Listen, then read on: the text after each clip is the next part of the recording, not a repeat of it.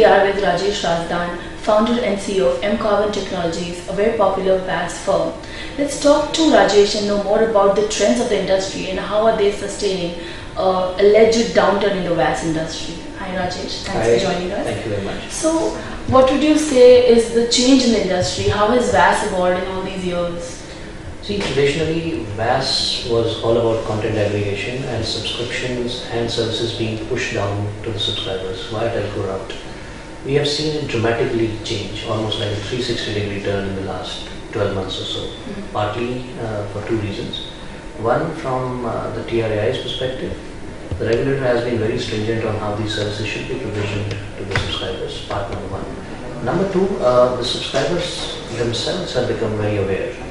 Now, customers have become very savvy, so they want to make their own choices. And I think that has triggered largely from the whole smartphone revolution that the world over people have seen. And India also has been a fair spectator of that. There is a lot of data being pushed. There's a lot of awareness that the customer has done. So I think that traditional VAS of subscription, ringtones, it's like it has lived its age. Now people are talking about real value being given out.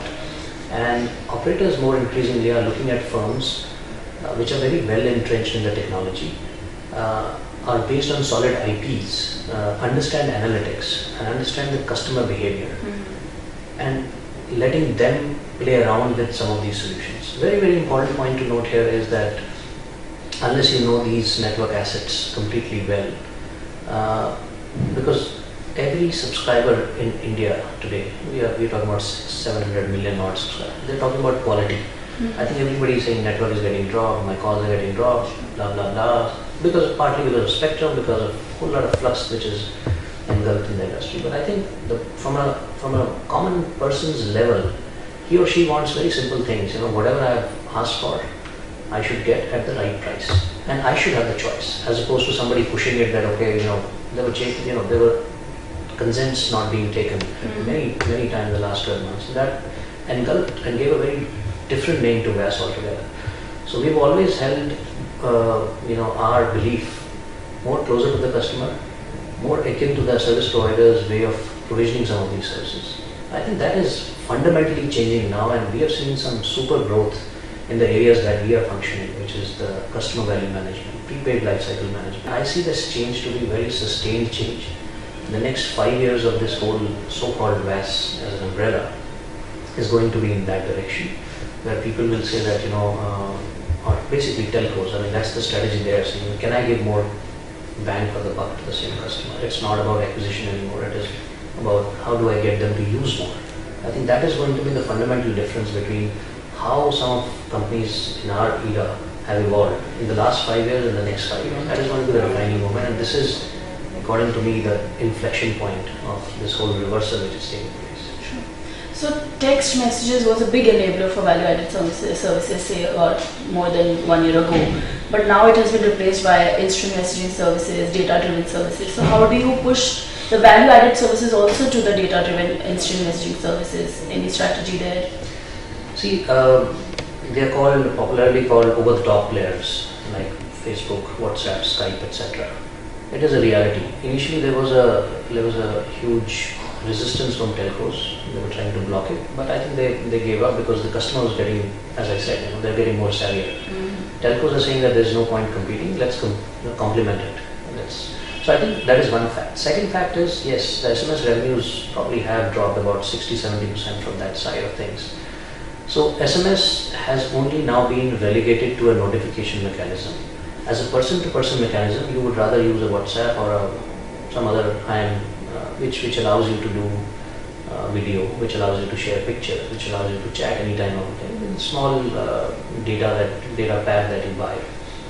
Now, how has that changed and how will that augur? How do we see ourselves fitting into that? Now, these services are not traditionally telco owned, so telco is just giving it connectivity. We believe, and some of the initiatives we have taken are in the direction that we believe, let's say, any telco in India, which is 100 million plus, the large telcos, at least the top 5 telcos in India, all are 100 million plus subscribers. Some of these WhatsApps and the IMs are only playing at the fringes. They are using it as a communication mechanism. But telco still has a lot of asset, which is a network asset, location, customer balance, demographics, and a lot of usage-based data. Who are my 10 different people that I talk in SMS and let's say WhatsApp with? Can I make a pack around that? Can I give more personalization around those things? I think that is the new wave that will come forward. And telcos are trying for these solutions because they want some part of that revenue which has gone now to some of these players to be held back by them. And it is an interesting part because that needs a lot of technology enablers. It needs sniffers to be put there, and also it needs ingenuity at our level to use analytics as base, to use customer profiling as base, to connect some of these silo systems, to give one unified experience to the customer. But it's also a fact that in India still feature phones are more than smartphones. So is there a difference between how services are targeted for tier 2, tier 3 cities, tier 4 cities where feature phones still rule the roost and still SMS is the main route for VAS services? I agree with you, and I think in the next 2 years this will change. The only deterrent to a feature phone and a smartphone story is, I think, the price of the smartphone, which has now come down to 5,000-6,000 or is beginning to come down to 5,000-6,000 level. Second, the cost of the data. The cost of data is, I would say, fairly comparative. It might come down because of more volumes. Tier 2, Tier 3 or Tier 4 cities still predominantly will use some basic SMSs, feature phones, but they are still in a way data enabled to a certain extent. Some features they will use, but they will morph over the next 24 months into more smartphone. That is point number one. Point number two, I'll give you a very clear example. We power one of the very popular services that we power as part of Airtel and DoCoMo now is the loan service or the credit service.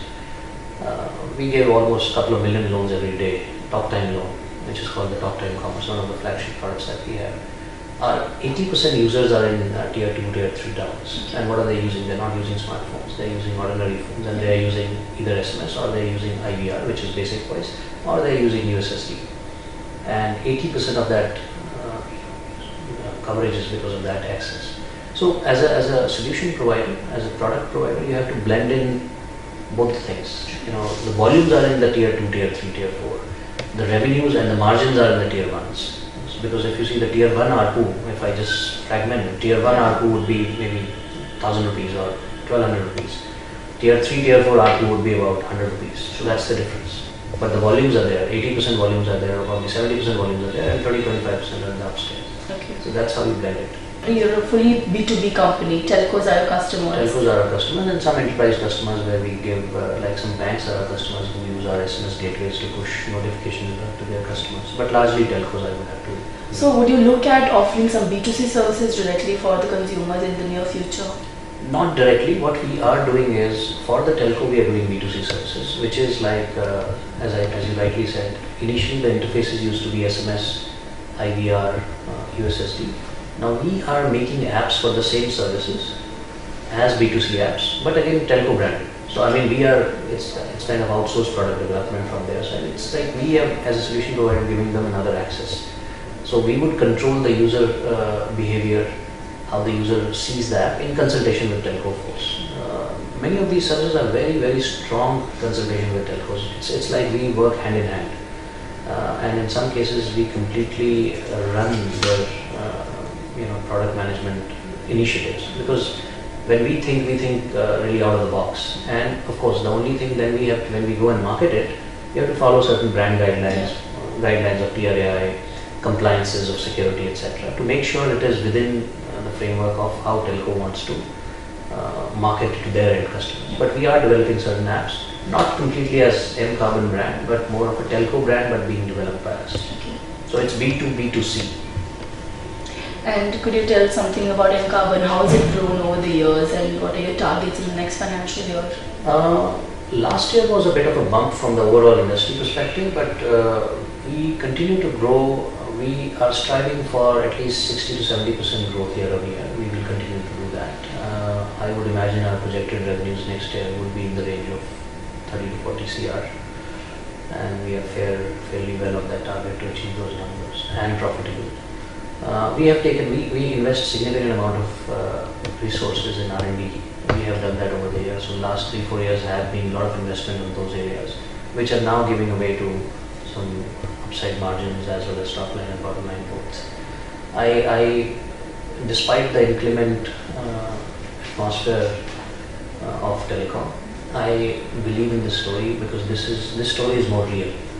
The VAS 1.0 story was a bit of a myth and a bit of a short-sightedness and that sort of strategy. This is a real story because this is a real quality of revenue. This is the real need. This is more pull as opposed to push. When you are in the pull mode, then there is nothing. I mean, you continue to innovate, and people will like to love you, and they will use your services. I mean, I see no fundamental difference in that. So I think that is going to stay, and this is one. And second, the traditional VAS that I mentioned earlier was 5 to 7% of a telco as a whole pie. So math is very simple. If the telco's overline revenue is 50,000 crore, and 5% of that is an X amount, and so you would say that this is the VAS market totally. Now this VAS market is the other market, which is the 80% market. So you're almost getting into a pie which is 40%, or in a 50,000 crore revenue for next telco, you're almost playing in the 40,000 range. That is the play. So you get a very large play. So it's a very big area to play in, and even if you are 2, 3, 4 players, you can fairly manage. And this is a large subscriber base, because when I mention prepaid life cycle management, so prepaid is 95% of any telco base in all emerging markets, particularly not just in India. I think that gets you a very large play. It's very mass market, very broad based. It's not very siloed way of working.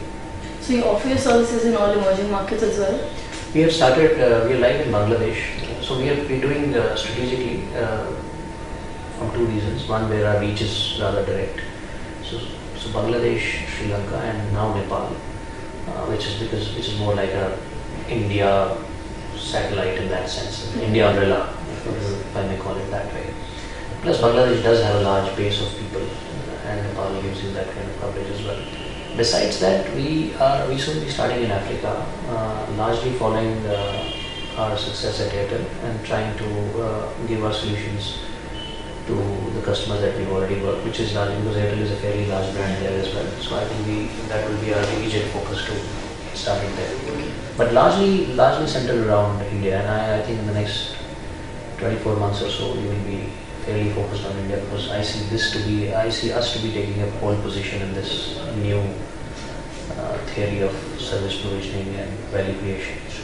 Would you also not look at inorganic expansion to, foray into any particular geography where you can acquire a smaller player and then, We are not opposed to it for sure, and that seemed to be a plausible way going forward, because we are not a very early startup, also in 5th, 6th year of our operations. If there is a interesting proposal or a situation in a certain emerging market where we feel that is going to be our entry strategy, we'll be keen to look at that as well. And you're backed by Canaan Partners. We're backed by Canaan Partners. Can you share when was the last time you raised investment? We raised 2 rounds. First round was early 2009, and the second tranche was 2011. And after that, we've been pretty much on our own, funding through our internal accruals, through our revenues. So we had raised about 4.5 million across these 2 rounds for them. Are you looking at raising a larger round for expansion? I mean, right now, no. But yeah, I mean, we are in a very interesting growth stage right now. And I wouldn't see that, the market is right to even venture into that kind of a discussion so far. But yeah, I mean, at an appropriate time, we would see what are the market dynamics and where does it lead us.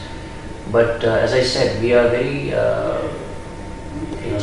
we're optimized fairly interestingly right now as we speak. We are cautiously treading these geographies and our operations. We would be more conservative in our spends, but very aggressive in our thought process. Let's put it this way. So that is the balance we're trying to maintain. I know it's a tough one, but we'll try and do that. And could you share a few trends in the VAS industry that you are seeing, since you are at the other side of the story? What are some of the trends you're seeing from a telco point of view? See, trends from a telco are very, the trends that we witness is this huge surge in data.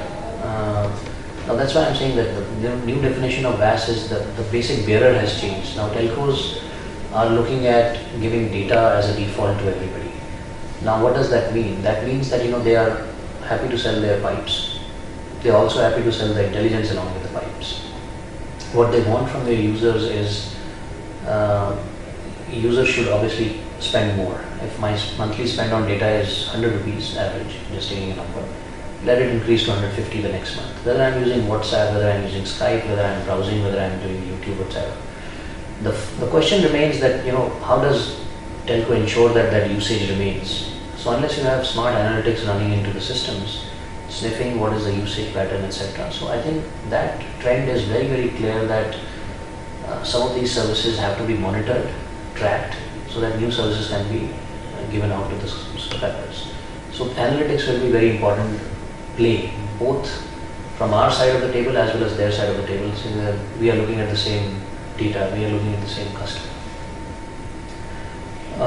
From the solution providers like ourselves and other product companies that are out there in the market, we are obviously following, if we are following the B2B market trend, we are saying that there are two large stories emerging, that how do we give some of these innovative services which encompasses analytics, which encompasses customer profile, which encompasses all the assets that I talked about, network assets like location, recharge history, and we build our solutions based on that.